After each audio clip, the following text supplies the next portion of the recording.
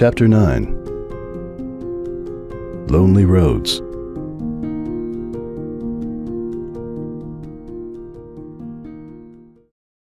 Have you ever noticed mornings are colder when you have to travel? Ugh.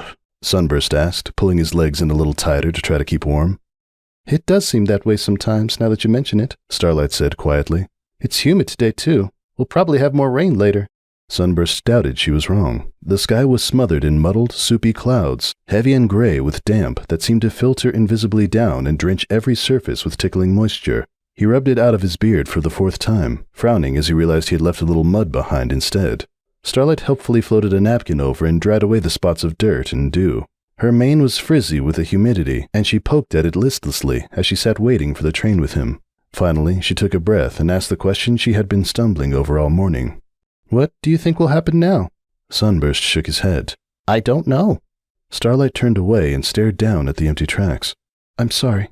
You've got nothing to be sorry about, Sunburst said with a soft, hollow laugh. This probably would have turned out a lot worse without your help, at least for me. I just wish none of it was happening, to any of you. I keep trying to figure out who's really at fault, but I just end up going in circles.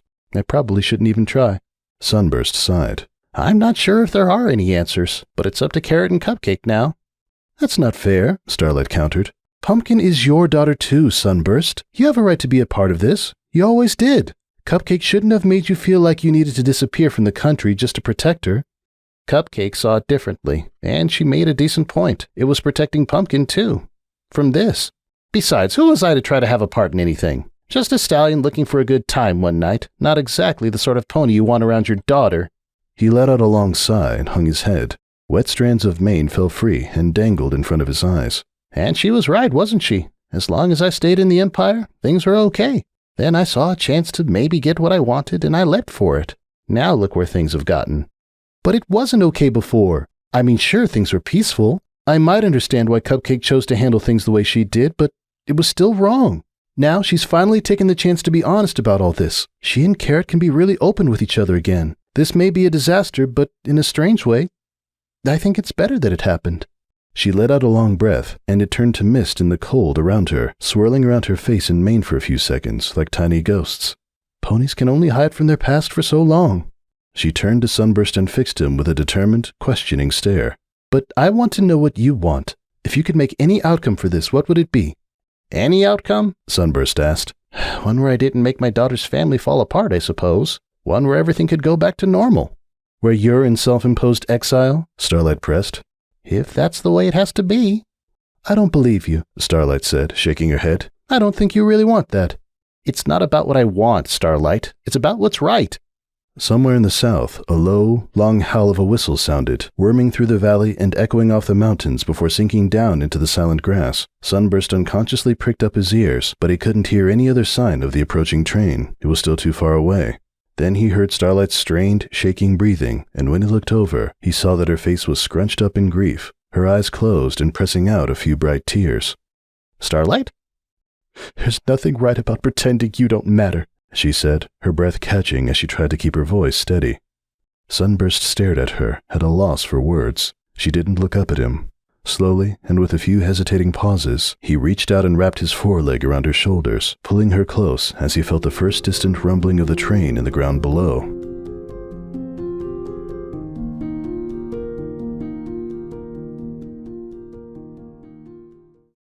Cupcake leaned against the wall, staring out of the floor-to-ceiling window that dominated the parlor.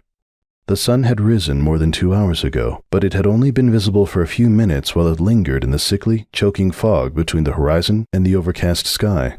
She was painfully aware of each slow breath, the way it seemed to take an eternity to move air out of her lungs, only to make way for a new load. Somewhere, a clock was ticking, most likely the one in the bedroom. She thought it had to be running slow. She could never remember seconds taking so long to pass. She hadn't bothered to turn on any of the lights. She had expected the morning light would be more than enough to fill the rooms, just like it had every other day over the past weeks. Instead, the light inside looked starved, almost gaspingly pale, as it struggled to fill the enormous space. It couldn't even come close. Enormous shadows swathed the far corners and walls like black velvet curtains, leaving everything empty and cold. It didn't bother Cupcake, though. To her, it was just space, too unimportant to think about. A lot of things weren't important enough to think about now. It didn't matter that Ponyville looked so lifeless and drained of color when it didn't make her sad. No, She thought with a small spark of curiosity. it doesn't make me happy or sad or anything. It was like looking at a dusty old photograph on an antique store shelf. It was simply there, empty of any significance or emotion. A sight, nothing more. She had lost the capacity to be moved. When all the shame and misery had drained out of her, nothing had been left to fill her in its place. She felt stiff and heavy, like a doll going through the motions without understanding or remembering any of them. It ought to have been better than the crushing anguish she had known ever since Sunburst had reappeared, but it didn't. It was just a different kind of wrongness to carry around and endure. Endure? What else was there left to do? Carrot hadn't returned after storming out, and no one had seen him since. Like Applejack's bow, he had apparently vanished, to what end no pony knew. He'll come back, she told the glass quietly. tonight. He'll come back tonight. We'll talk. Her words broke off as the shell of the doll cracked. She couldn't imagine facing him, couldn't plan out what to say or how to convince him of how desperately she wanted him back. If she tried, the scolding agony of that sorrow, still too raw to bear, threatened to overwhelm her again. I hit him. Somehow the memory felt wrong, a sensation that felt like some form of mental food poisoning. It was an act almost totally contrary to everything she thought of as being herself. In that moment, when Carrot had turned his anger towards Pumpkin and Pound, all she had known was a sudden surge of ferociously defensive maternal instincts. Even in all her worst imaginings of what might happen when the truth came to light, she had never dreamed of him turning on the foals, or painting them with a horrific slur so casually, so hatefully. Bastard foals! In that moment, he had almost seemed like a threat, like something dark and angry that could hurt the foals out of sheer spite if given the chance. She had barely recognized him. And in that moment, she had given herself to those instincts without reservation, those same instincts that, long ago, had told her to get Sunburst as far away from all of them as possible. He had lost control, and so had she. But while those things were true, she was beginning to feel they had also been an excuse. They had given her an escape. It had been a way to stop sitting beneath the barrage and actually do something. She had acted on emotional instinct, and once again, it had gone horribly wrong. A shaky breath, a calming sigh. Once again, the feelings were buried in a shallow grave. It would let her endure until something changed. It was all she had left. In the next room, Pound started to whine. It wasn't his cry of distress, or pain, or hunger. Those she knew well enough. He was curious, calling out for someone, wondering why he and Pumpkin had been left alone so long. Neither of them liked it when it was quiet. They got bored so easily. Mechanically, she turned and walked towards the bedroom. She would swap out the toys, and hopefully that would distract them a while longer. She didn't know if she could do more than help them fend for themselves today. It would have to be enough. As she walked towards the playpen, she tried her best not to look at the enormous bed against the other wall. It was too big, and she could never fill it without feeling the vast emptiness it wrapped her in. The most unimaginable thing would be enduring that again later that night.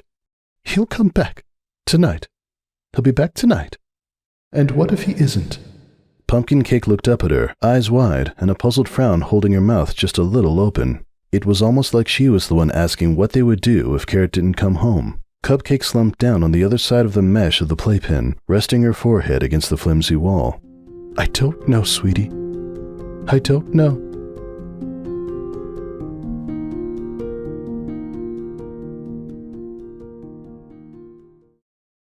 Last crop of Honeycrisp, Applejack called out over the market, again trying to project more of her usual enthusiasm. It wasn't working. 7 baskets left, won't last a week. Get 'em while you can. 2 bags, please, Cheerily requested, trotting up to the stall. I can't believe you've already almost sold out. Heh, yeah, Applejack said, sweeping the little golden red apples out of the basket and into the canvas sacks Cheerily offered. We're a little shocked at how crazy ponies are going over them. We're doing the best we can to bring in a few more trees for them, but they don't grow as well here in Ponyville as we'd like. Still, we should be able to sell a little more each year. I won't complain about that, Cheerily said, happily shouldering the bags with Applejack's help. As she slid a few bits onto the stall counter, however, she looked at Applejack with concern. Is everything all right, Applejack? You look worn out. Do I? Applejack asked with a slight chuckle. She fidgeted with her hat, straightening it and then returning it to its usual rakish angle. Last few days have run a bit long, is all. I'm as fine can be, don't you worry. That's good. I'll see you soon then. Don't forget, family night at the school is next Friday. Wouldn't miss it, Applejack called after Cheerily. As soon as the teacher was out of sight, Applejack's smile slid off her face like a harness falling to the ground. A few long days? That's the understatement of the week. She shook her head. Cheerily had been the fourth pony that morning to ask if anything was wrong. She knew she didn't have her usual energy for calling out the wares to the milling shoppers, but it couldn't be that obvious, could it? Then again, she thought ruefully, glancing at the rather paltry pile of bits in the till. Maybe I am worse for wear than I thought. Hey, Applejack. Applejack glanced up with a start. She hadn't heard anyone walk up. Oh, howdy, Starlight. You need any apples? She waved towards her wares, trying half-heartedly for a show of normalcy. No, thank you, Starlight replied, stepping to the side so as to give way to any interested customers. I just saw you were working today, and I wanted to ask if you were doing okay. Applejack let out a long sigh and let her shoulders droop a little. That makes 5. Nevertheless, she kept her head held high as she nodded in appreciation to Starlight. I don't know. I guess I'm doing as well as can be expected, I suppose. What about you? Starlight's eyes were lined with dark rings, and there was no small amount of redness to them either. I don't think I know either, she said, giving Applejack a shaky smile. I'm probably about the same. Sunburst is on his way back to the Crystal Empire, so I'm headed to the castle. She bit her lip, looking around for a moment before continuing. Did you manage to talk to Hoops at all last night? Applejack felt her eyes narrow, then shook her head before Starlight might worry the anger was directed at her. Couldn't track down hide nor hair him for hours. Then I finally found out from the ticket office that he hopped a train, and they wouldn't tell me where. I think he mentioned he has an aunt somewhere out east he visits now and again. Maybe he decided to hole up there for a while. He actually ran away? Starlight asked. After just leaving you without a word, he actually ran to another town to hide? Applejack shrugged. Looks that way. Oh, my. Applejack, I'm sorry. Don't be. Applejack set her lip in a firm line, scanning the crowd for any potential customers. If that's how he's decided to deal with this, then let him. Applejack, you can't be all right with that. Don't matter whether I am or not. He's gone. Starlight was looking at her, teeth set in a nervous grimace. She seemed to be trying to decide how to fix things. Applejack gave a small huff and went back to searching the crowds. She didn't need ideas about how to fix things. There was real work to be done. You could go after him, Starlight suggested. What good would that do? Like I said, I'm not even sure which city he ran to. Well, he can't just run away from all this, Starlight said incredulously. He can't just run away from you. What kind of pony would do something like that? My point exactly. Applejack turned and gave Starlight a stern stare. Pony's been warning me about him ever since we started seeing each other, and I gave him every chance to show me he was better than that. And up until yesterday, I thought he was. I really did. But yesterday... She turned away from Starlight, took a position behind the counter, and stood as tall and as straight as a Wonderbolt drill sergeant. It's one thing to panic. It's another to run to another town so you won't have to face the consequences of what you've done. If he's the kind of pony that can do that, then he ain't the pony I thought he was. So, you're done with him? Applejack's eyes narrowed the tiniest fraction of an inch. Whatever hurt Hoops had left her with was buried beneath the weight of her anger. Looks that way.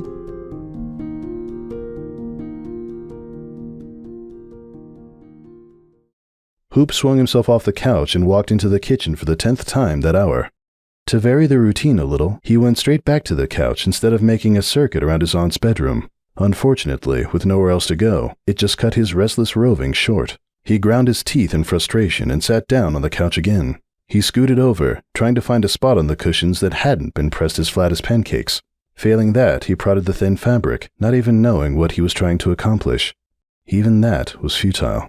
The sofa seemed to have petrified sometime in the previous decade, and he doubted he'd be able to change it even if he took a hammer to it. He got up again. This time, he set a route to follow the walls as closely as possible until he got back to where he started. The carpet was thin and hard as the sofa, and about the same shade of gray. Now that he looked at it, he could feel the very grains of wood beneath with every step. By the feel of it, he thought it might have petrified as well. The apartment was as old and hard a relic of Manhattan as the catacombs beneath the city. It was so small he could cross it in only a few paces, and the ceiling was so low he could feel his mane brushing against it as he paced. There was only a single frosted glass globe hanging in the middle for light, and the bulb inside was burned out. Threadbare curtains covered both windows in the main room, and the smaller sliver of glass in the bedroom, though they probably weren't necessary. There was enough smoke and grime plastered over the outside that only the thinnest, grayest light filtered in from outside. It was stiflingly hot, and the tomb-still air did nothing to wick away the thin film of sweat he'd warmed since walking in late the night before. There was a narrow bed in the other room, a heavy dent sunk in the middle of it that traced the habitual sleeping posture of the pony who used it. A short chest of drawers sat opposite, painted, of all colors, a faded, flaking gray. Aside from the microscopic kitchen and the even smaller bathroom, that was the extent of his aunt's apartment. For a Pegasus, it was a fair representation of Tartarus. For one as big as Hoops, it was like being buried alive. There was nothing to do, nothing to interact with, nothing even to watch or read. Outside, he could hear the chugging, rattling din of the city. 100 voices floated through the air, with not a word to be heard clearly. The clatter of hooves and wheels and bells was laced all around like arsenic. Somewhere, a saxophone that sounded like it had been dented in more than one place was being haltingly played. If only the song had been good, he might have at least been able to focus on that, instead of his own thoughts and ever-present fear. Instead, he could do nothing but dwell on it as he sat on the sofa and scooted from one side to the other. The letter had been real. Real. He had a foal. As if that wasn't a death sentence in and of itself, his filly friend knew right off the bat. As far as he was concerned, his life was officially over. Shit, he recited listlessly to himself. Shit, shit, shit, shit. He stood and tried to pace some more. He couldn't believe he had shown the letter to Applejack. He couldn't believe he hadn't taken it seriously. And now, everything was gone. And I even kind of liked Applejack, he thought, staring up at the shadows of dead bugs in the lamp. But that relationship was done now too.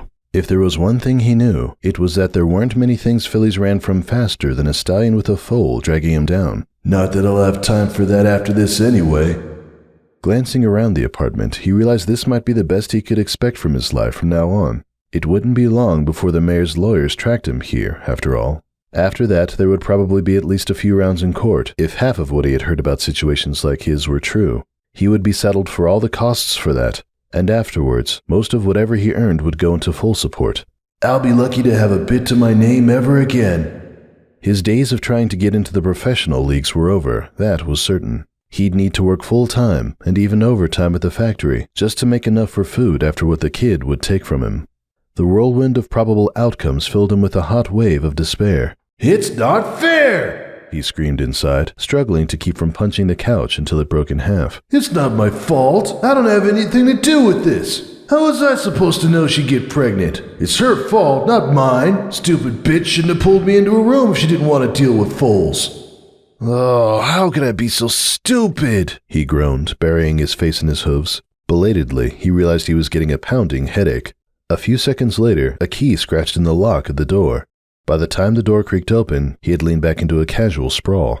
He couldn't manage to pull a nonchalant expression together, but he hoped his scowl would pass for tired from the train ride. It wasn't like it was possible to sleep on the slab of a couch anyway. Who's being stupid? His aunt spoke with such an intense, low voice, as pointed and direct as steel. A paper bag hung behind her long, clenched teeth, and another was slung over her wide back. As she stepped into the small apartment, she stretched out one huge, gray, leathery wing and nudged the door shut again. Huh? Hoops asked, startled in spite of himself. Screed rolled her eyes and carried the grocery bags into the kitchen. This is Manhattan, Hoops. The walls are thin as paper. Try to keep that in mind. Old Mrs. Kenner on the 3rd floor is a real hag when it comes to noise in the building. So, she started sorting the groceries into various cupboards, each almost totally empty until she started filling it. Who's being stupid? No one, Hoops said. He flicked his mane disdainfully as he turned away, letting out an annoyed huff. If Screed even heard his answer, Hoops got no sign of it. Soon enough, the extra food she had brought for his visit was packed away.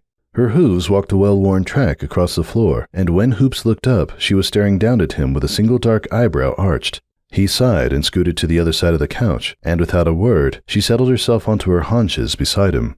She held an enormous red apple gripped precariously in the small claws of her wing, and she took a few quick, snipping bites from it as he watched. Sensing his gaze, she turned and tilted her head questioningly. Apple? She asked stoically, raising the torn fruit a little higher. I bought plenty. No, Hoops said, his frown deepening. Not hungry. Without giving him another glance, Screed turned forward again and stared at the wall, stealing a nip at the apple every minute or so. This went on for nearly 10 minutes, her sitting impossibly still, Hoops fidgeting every other second. They didn't exchange a single word, and only the soft, crisp mashing of the apple broke the constant cacophony of the city noise outside. Hoops would have given anything for a stray fly to be buzzing around. At least he could have watched that with some semblance of distracted entertainment. So, he said, how's the company? Screed shrugged. We're doing fine. No shortage of demand. We're working on 5 different towers around the city, laying the foundation of the newest one tomorrow. She frowned slightly, regarding the apple with the thinnest glare. We did have one of our contractors cancel a lumber shipment. That'll set us back. But it's nothing we can't replace. Good, Hoops replied, giving a casual nod. Good. Once again, they lapsed into silence. When she finished the apple, Screed gently perched the core on the edge of the sofa and folded her wings behind her back. So, what's the plan? Hoops shrugged. Not really much of a plan. I just needed a place to crash while I figure some stuff out. Screed nodded slowly, still staring at the wall. You in trouble? Hoops knew his heart skipped a beat, but he pushed through it. Nah, nothing like that. One of Screed's tufted ears twitched, but otherwise her expression didn't change as she nodded again. Want to talk about anything? No, thanks, but it's cool. How long you gonna stay? I don't really know. Probably not long, I guess. Need a job?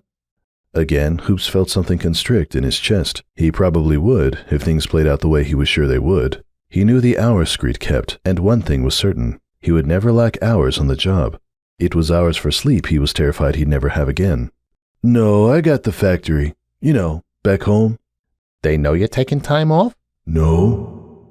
Yeah. Screed gave a final nod. All right then. She stood and followed the path back to her bedroom. I'm gonna get some shut-eye. If I'm gonna take a sick day to host you, I'm gonna get some good out of it. Sure. Hoops glanced around at the walls again as he heard his aunt settling between the old sheets. Suddenly, he couldn't breathe. I might go out soon, get some fresh air. Don't get lost. Hoops felt his ears fall flat at that. Too late, he whispered.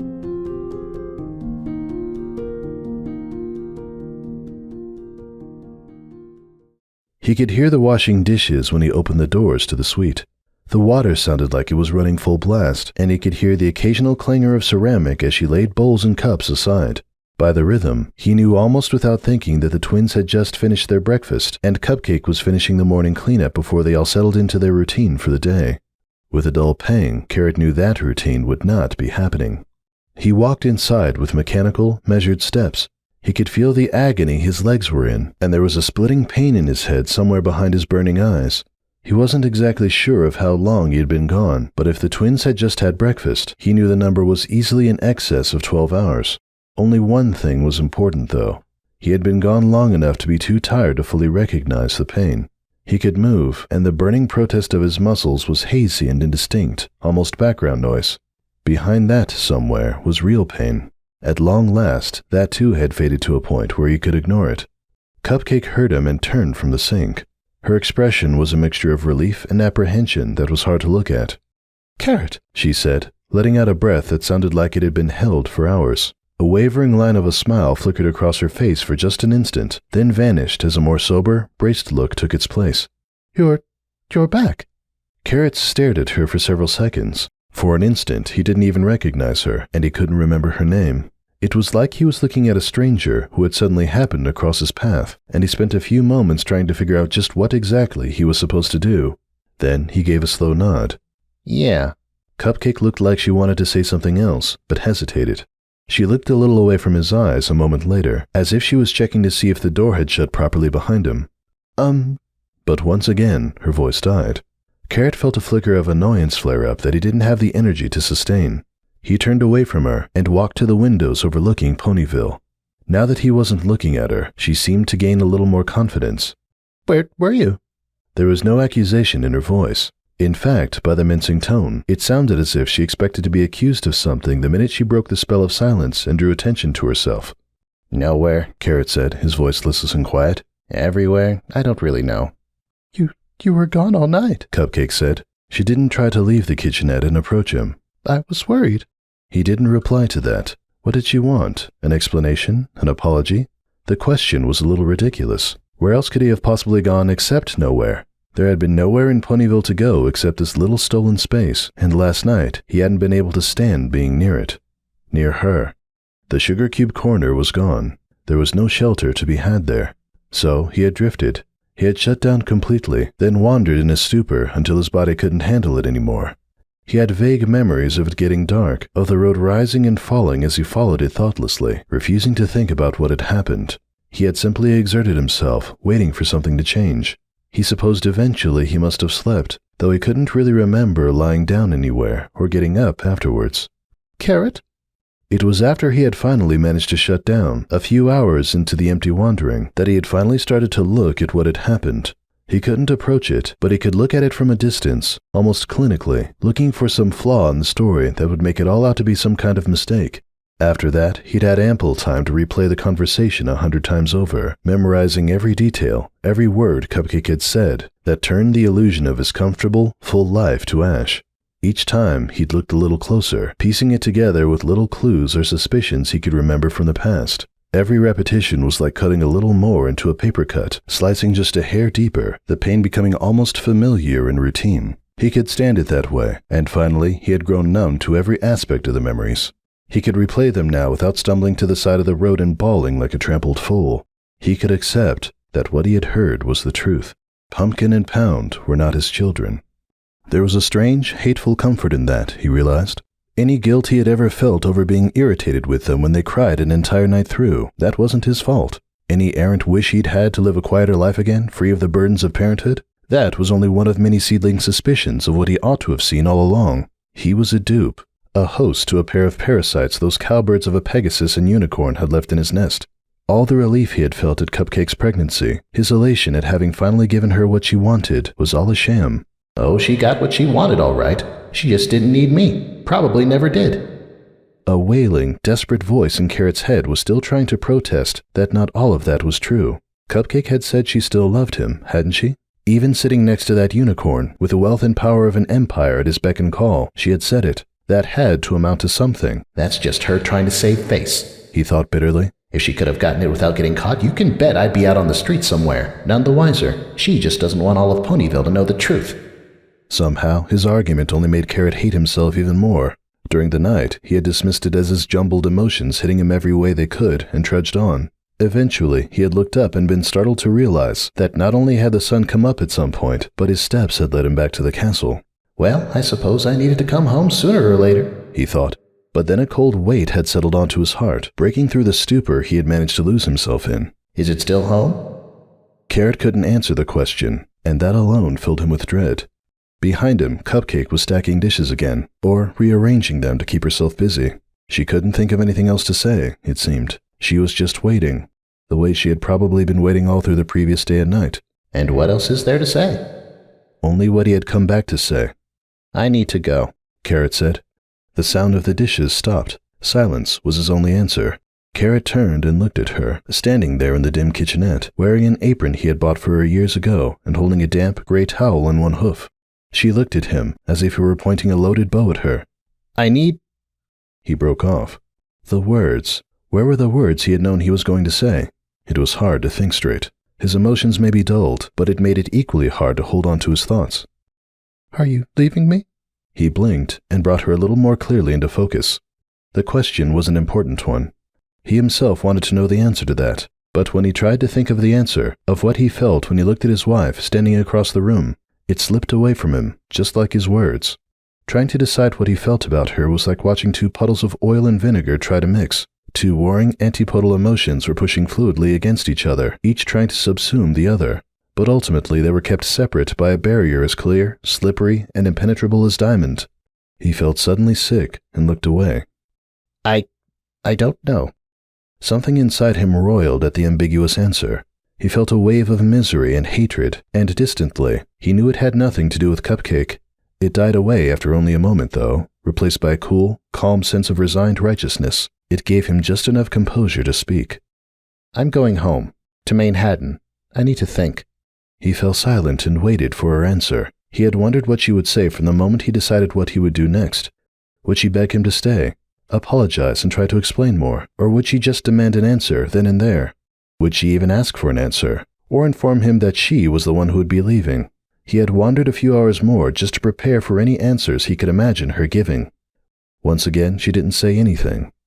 He looked back at her. She was still staring at him with that stricken expression, that look of anticipation, like she was waiting for a blow to fall.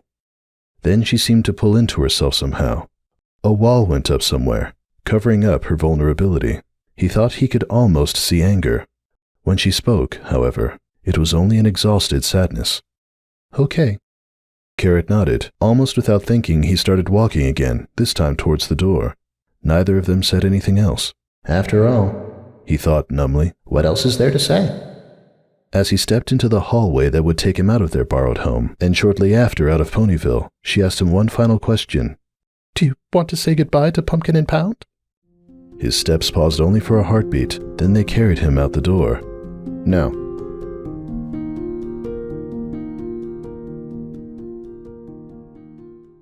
Oh, Sunburst! Cadence looked up with a surprised smile as she spotted him entering the library. Welcome home. Sunburst couldn't quite suppress a pained grimace as he heard the words. He hoped Cadence would put it down to fatigue, or not notice at all. Hello, Cadence. Did you have a good trip? She looked away and turned back to Flurry, who was sitting on the soft cushion in front of her and poking at a little picture book about gemstones. Sunburst felt a familiar, nauseous lurch of his heart as he saw them together. His casual affirmation died in his throat, strangled by guilt. No, not really, I suppose, he said. Cadence looked up with a sympathetic frown. What's wrong? Everything. Things just didn't go the way I'd hoped. Is it about Starlight? Cadence asked, shifting a little farther back from Flurry. Sunburst blinked in surprise. Of course. They probably think I went down there to try to further our relationship. Yet, as he wondered how to answer the question, he realized that, out of all the things that had gone wrong, his relationship with Starlight had actually deepened. He had expected her to reject him when she found out he had a foal out of wedlock. Far from it, though. She had stayed by his side, and even tried to help where she could. They certainly weren't together, by any means, but somehow their friendship felt more anchored. He hadn't realized just how much distance he had put between them to keep the secret, until it was no longer there. No, he said, surprised at the honesty of his answer. No, actually, we're fine. Then what happened? Sunburst shook his head. It's personal. I might be able to talk about it later. It's not the right time now, though. Cadence gave him a long look. If you're sure. But you know Shining and I are always here for you. If you need anything at all, Sunburst, you can always talk to us. I know. Cadence watched him for a few moments as he started to poke through the card catalog. He avoided looking at her sad expression. He knew that few ponies had as hard a time leaving an upset pony alone as Cadence. Indeed, he had hoped to avoid her for at least a day or two after his return. Burying himself in research would have given him time to compose himself, restore a little of his energy, and come up with a few anecdotes to tell about Ponyville, while avoiding discussion of the crisis he had caused. Still, it may not matter for much longer, he thought listlessly. The truth is out in the open now. It's a stretch, but the story might make its way down the vine from Pinky or Starlight to Twilight, then to Cadence or Shining. What's getting another confession over with compared to everything that's already happened? Cadence turned back to Flurry, who was starting to fuss and push the book away. Well, I'd better get our little bookworm back to the nursery if I want to meet the Crystal Harmonics board. Oh, I can watch her, Sunburst offered automatically, sliding the catalog drawer shut. No, that's okay, Sunburst, Cadence said. She gave him a sympathetic smile. You only got back this afternoon. I'm sure you want to rest. Dr. Bedsides managed Flurry just fine this week, so she won't mind another day or two extra. Sunburst struggled to keep his composure. When Cadence had said no, he felt as if she had punched him clean through the ribs. Blinking back his bewilderment, he realized it had almost thrown him into a panic. It's not Pumpkin, it's Flurry. No one else is being taken away, Sunburst. Get a grip. Even so, something inside him screamed out in agony at the thought of Cadence taking Flurry and leaving him alone. He spoke before he could stop himself. It's all right, really. I could use the distraction. The train ride really wasn't all that tiring, and I could use something simple to do. Now Cadence looked a little more worried. Sunburst realized that she was probably sensing there was more to his words. He cringed a little to think of how strong her and Shinings trusted him and grown, but he had hidden so much from them. Well, if you're sure, she said reluctantly. I won't be much longer than an hour. I'll have bedside check in later anyway, though, just in case you change your mind. It's no trouble, Sunburst said. He walked over to Flurry and picked her up, grunting as he hefted the little foal, who seemed to have grown more than should have been possible in 5 days. Oh, you're getting big, aren't you? Don't worry, Princess. I'm sure everything will be fine soon.